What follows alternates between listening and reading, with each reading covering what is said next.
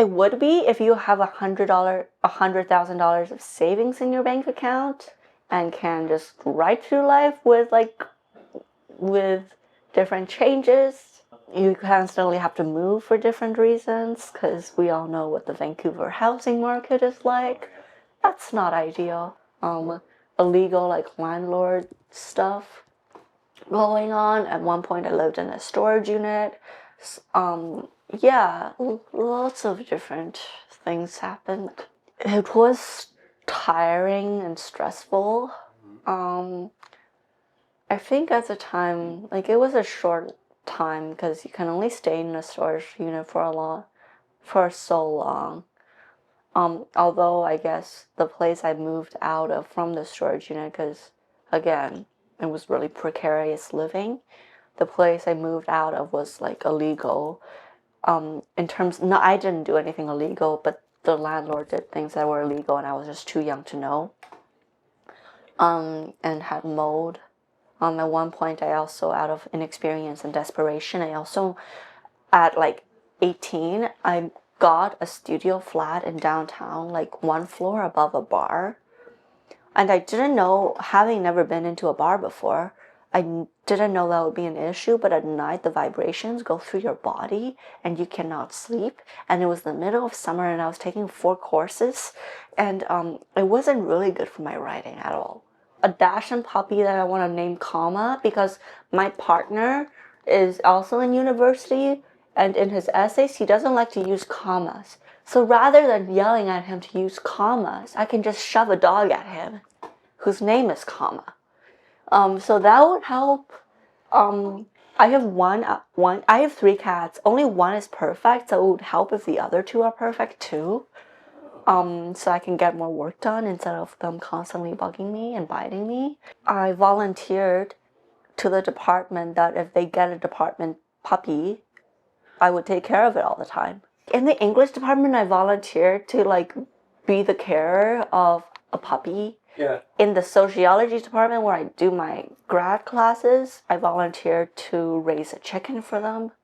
Because, I don't know, a chicken is nice to have around. I love chickens. Okay. And then in World Lit, I offered to get my professor a color flashing, what is it?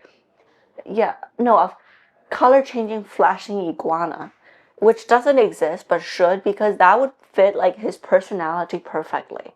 So all of those all volunteer opportunities were turned down, not for lack of trying. I would say like, although like a lot of volunteer stuff like did like help me get to where I am now. For instance, I was in high school and like just starting to like take creative writing workshops outside, and like being part of like going to readings and doing open mics and getting to know the local folks, and also submitting to literary journals. And one literary journal that I really looked up to was Room Magazine. And you know, Room Magazine, 18-year-old, 17-year-old, way out of my league. But they were doing like a literary festival. And I was so excited for it. And I went to one of their events and became friends with one of the organizers there, who was the volunteer coordinator. So she was like, you should volunteer. And I was like, yeah, I will volunteer.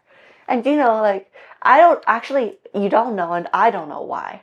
But for some reason at the time, I thought that by volunteering, I am obligated to like sign up for every single shift available.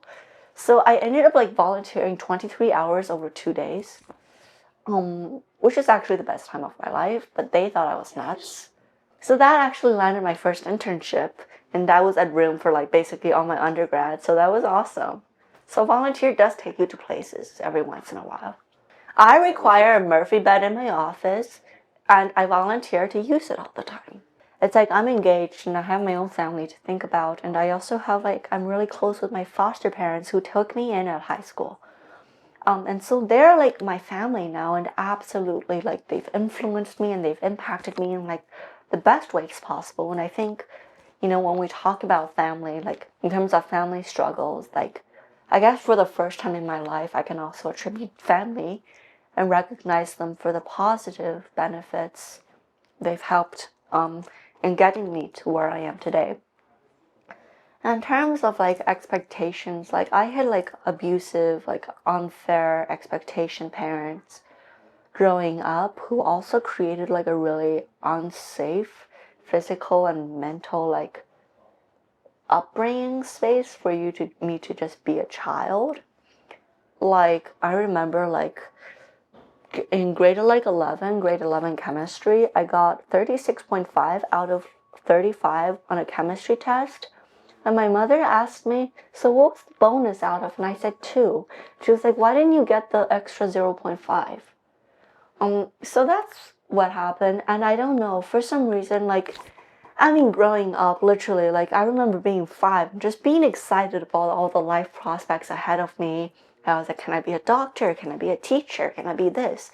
And every retort is met by, well, here are the downsides of being a doctor. Here are the downsides of being a teacher. It's like, so what do you want me to do? And the answer is, well, they want me to do something like literally anything except the arts that they think would be successful, because like I get it, as immigrant parents who lived through like war in their own times and like have had to work hard to be like somewhat stable, and then like upsurge your entire life, well, not really your entire life, but a good portion of your life to go to a new country and establish there, because you think it'll be better for your child. It's an immense amount of sacrifice, and part of the sacrifice too is you are so afraid that despite all of this, they're not gonna be successful, or that they're gonna rely on you, or that, for whatever reason. But at the same time, it's like you're projecting all of these anxieties onto your child, and at the same time, they're unfounded. Like at 7 years old in Canada, like it doesn't matter if like your child drew something at the aquarium and it was bad, but for some reason you thought you were so mad that she thought you were gonna drive off the bridge on the way home because she couldn't draw this perfect pelican.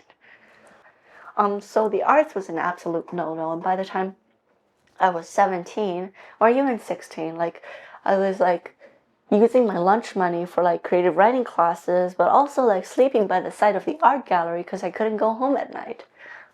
So yeah, that was fun. My professors were really great and encouraging, and like were great mentors, who gave me a ton of life advice too. So they did look out for me in that capacity. And by the time like towards like the end of like 4th year, like I had moved 22 times. And I was homeless again while getting diagnosed with stage 2 cancer. So literally, like there were a couple professors who coordinated to like literally take me out of the hospital after I got my surgery and my kidney removed, to like let me stay with their families for a couple days to recover. Like stuff like that. That was awesome. Like I love this community. And like yeah, I have some really close relationships with some of my professors who I consider friends and mentors, and I really appreciate them. The iguana, I think, is a great idea for that prof, because like his cat recently passed away, which is really sad, but she was like 19, and he's like, no more pets. And I'm like, a color changing flashing iguana would fit your personality perfectly. Like this is literally someone who like is scintillating and whose brain goes like 1,000 directions that undergrads cannot follow, but who is also like really like great and like encouraging. And so like, yeah, like it's funny, we actually have like I have a special knock for him, so that when he's in his office and I need to see him for office hours, I have a particular knock so he knows it's me. So that gives him at least 4 seconds to jump out the window if he needs to. Thanks, Isabella.